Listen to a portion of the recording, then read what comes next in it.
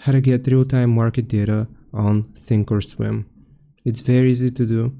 The first thing that you have to do is create a live account. Once you create a live account and you go to the positions or trade tab here, you will need to click on profile. And the first thing that I suggest doing is changing the refresh rate to real time. And also here where it says connected, delayed data, this is going to be delayed because mine is a demo account. But if you want to get real-time market data, you will need to sign a waiver with Charles Schwab. When creating your live account, you will need to accept the terms and conditions.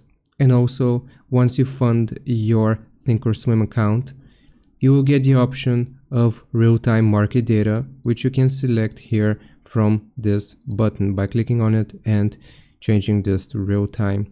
And that's how it works. I hope this answers your question. Leave a like and subscribe, and I'll see you next time.